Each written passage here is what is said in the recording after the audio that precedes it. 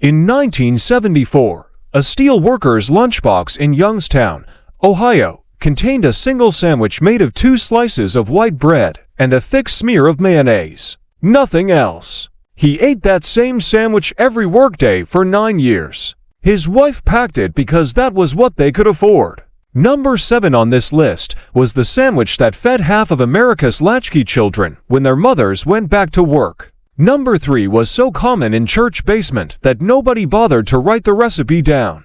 And number 1, the sandwich that defined poor American kitchens through the entire decade of stagflation, has all but vanished from the modern lunch table. These 30 sandwiches were not nostalgia. They were arithmetic. They were what working families ate when gasoline doubled, beef tripled, and a paycheck stopped reaching Friday. Hit subscribe before we count down the 30 forgotten poor man's sandwiches from the 1970s no one makes anymore. Number 30. The mayonnaise sandwich. 2 slices of white bread, a heavy spoonful of Hellmann's or Duke's, depending on which side of the Mason-Dixon line you grew up on, a pinch of salt if your mother was being generous. That was the entire sandwich. In 1974, a jar of mayonnaise cost about 79. A loaf of Wonder Bread was 36. A working man could pack a lunch for under a dime, and millions of them did. The mayo soaked into the soft bread until the whole sandwich turned almost custardy in the middle. It was creamy, rich, and somehow filling in a way that defied its ingredients. Lunch pails across the Rust Belt carried this every single day. Nobody complained because nobody had room to. Number 29. Sugar bread. A slice of white bread, a thin smear of softened butter or oleo, and a teaspoon of white sugar sprinkled across the top, folded in half. That was supper for a child in 1,000 households in the 1970s when the refrigerator was empty and payday was Friday. The butter held the sugar in place, so every bite carried a small crunch followed by a soft sweet melt. Sugar cost about 65 cents for 5 pounds in 1973. A pound of margarine ran 32. The whole sandwich came to less than 2 cents. Mothers gave it to their children before bed without apology. The kids ate it without knowing they were eating a Depression-era trick that had been quietly passed down for 40 years. Number 28. The ketchup sandwich. 2 slices of bread. A generous pour of Heinz's ketchup directly from the bottle, closed and pressed flat with the palm of the hand. The ketchup soaked into the bread, turning it pink and slightly soggy at the center while staying dry at the edges. A bottle of ketchup cost about 49 in 1975. It contained tomato, sugar, vinegar, and salt in proportions that made even plain bread taste like a meal. Children across the rural South and the industrial North ate this when there was nothing else. Some mothers added a slice of American cheese when the budget allowed and called it fancy. The sandwich never appeared on a menu. It barely appeared in cookbooks. It appeared on plates because it had to. Number 27. Banana and mayo. This is the one Yankees flinch at across the South, especially in Georgia, Alabama, and the Carolinas. A sliced banana laid on white bread with a generous spread of mayo was a perfectly ordinary luncheon. 1972. The banana sweetness against the tang of the mayonnaise created something that did not taste like either ingredient alone. A bunch of bananas cost about 15 cents a pound. A jar of Duke's mayonnaise was $1.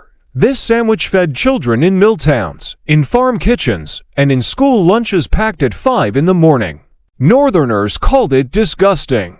Southerners called it Tuesday. The recipe lived in handwritten notebooks tucked into kitchen drawers, never explained because everyone already knew. Number 26. Peanut butter and pickle. Smooth peanut butter spread thick on 1 slice of white bread. Sliced dill pickles drained and patted dry laid in a single overlapping row. The top slice was pressed firmly. The salt of the pickle cut through the sweet richness of the peanut butter in a way that should not have worked, but absolutely did. Skippy cost 89 cents a jar in 1976. Jar of LASIK dills was 65. Mothers across the Midwest packed these for their husbands' lunch pails because they held up for hours without going soggy. The vinegar from the pickles brightened the heavy peanut butter, and the bread stayed firm until noon. Today, food bloggers call it weird.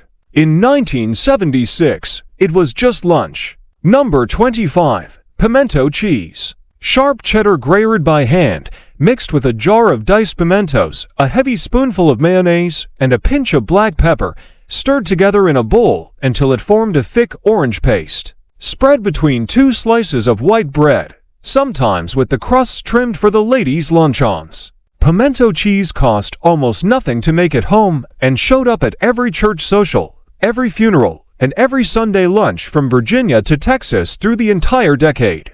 A block of cheddar ran about $1 a pound. A 4-ounce jar of pimentos was $39. This sandwich tasted of the South in a way that nothing made in a factory has ever managed to replicate. Number 24. Underwood deviled ham. That little white tin wrapped in yellow parchment paper sat in pantries all across America. A small can of Underwood deviled ham cost 35 cents in 1973 and fed 3 children when spread on white bread with yellow mustard. The ham had been mechanically separated and seasoned with mustard, vinegar, and spices until it became a salty, slightly tangy paste with a strange pink color and a flavor far better than its appearance suggested.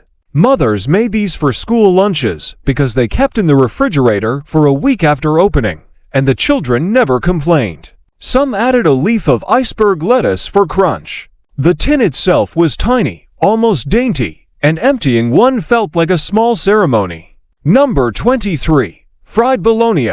Thick-cut Oscar Mayer bologna scored with 2 cuts at the edges to keep it from curling, dropped into a hot cast-iron skillet until both sides blistered and browned. It was then slid onto 2 slices of white bread with a yellow squeeze of mustard. A pound of bologna cost $79 in 1975 and fed a family for 2 days. The smell of frying bologna at 5 in the afternoon was the smell of the American working class coming home from the shift. The meat puffed up in the middle as it cooked, swelling out of its casing, and the bread soaked up the warm pork fat at the bottom.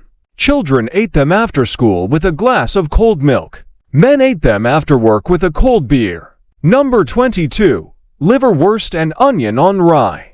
A thick slice of liverwurst laid on rye bread with a slice of raw white onion and a smear of yellow mustard. The liverwurst kissed about 99 cents a pound in 1972, and it contained the kind of organ meat that was nutritionally dense and culturally invisible at the same time. The onion bit sharp against the rich, almost creamy texture of the liver. The mustard pulled it all together.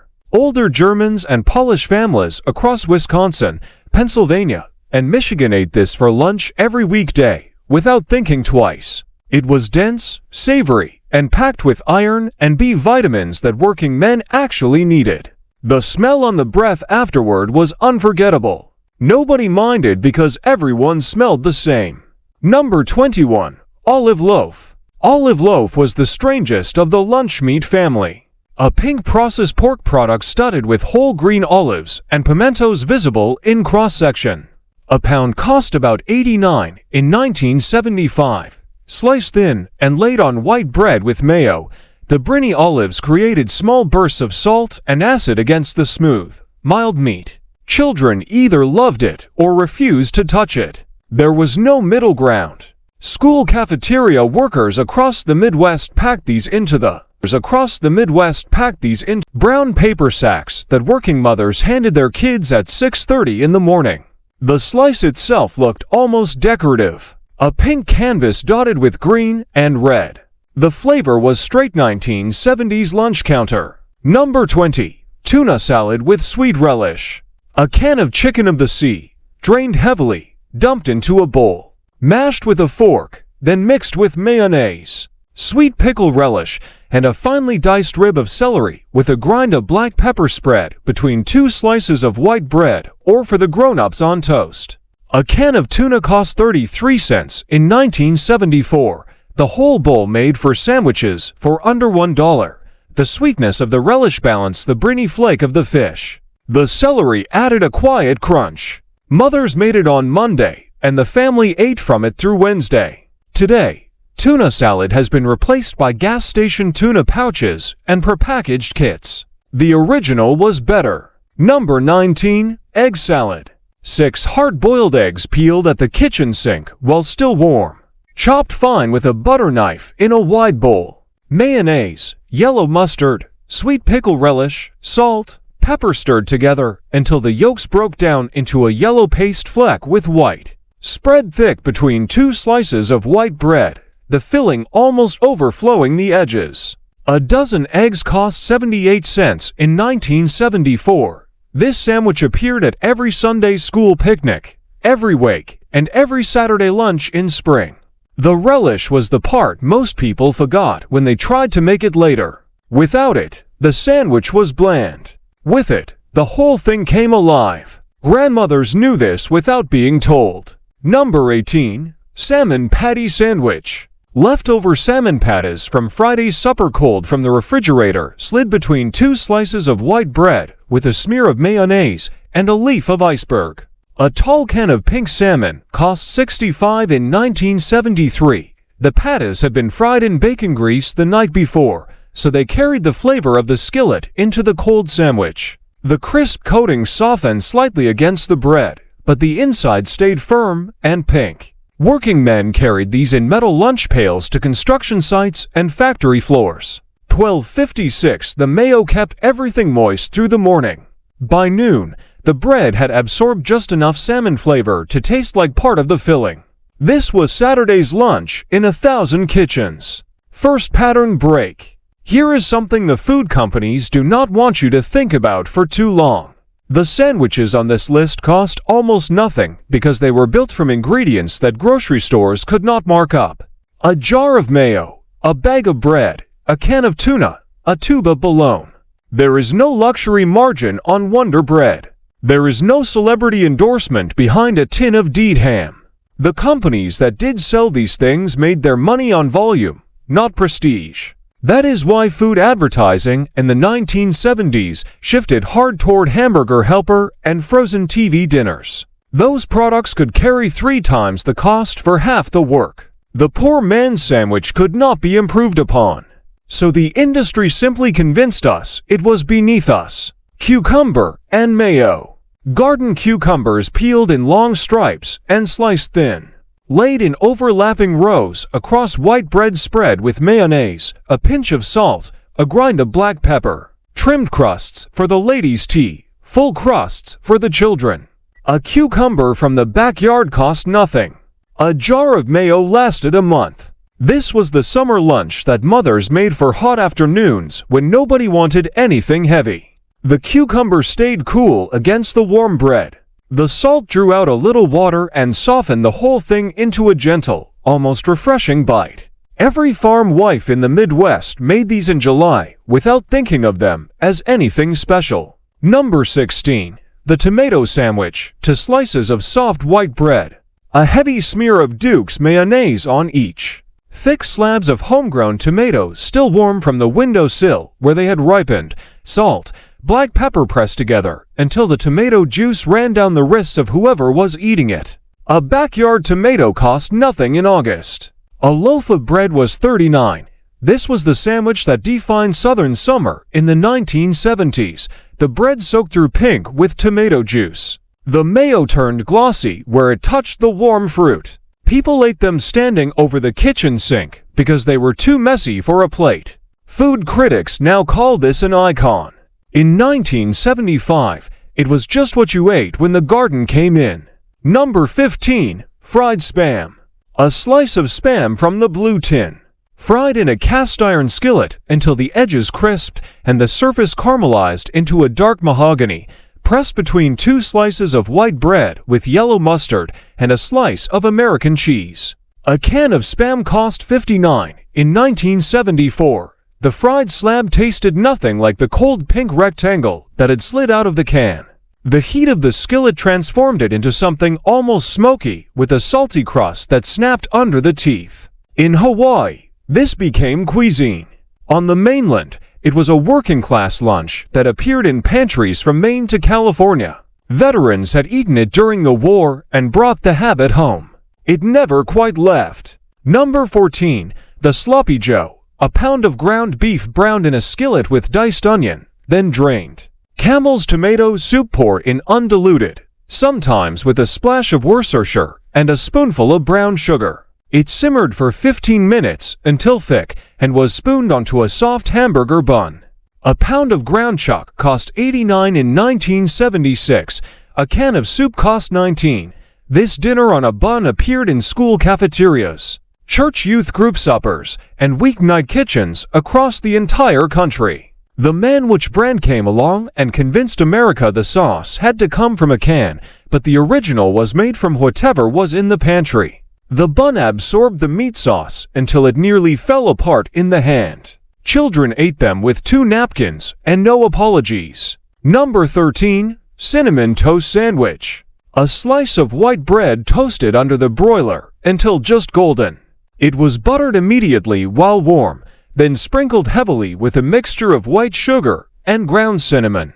A second piece of toast was laid on top, cut diagonally, and served on a small plate with a glass of milk.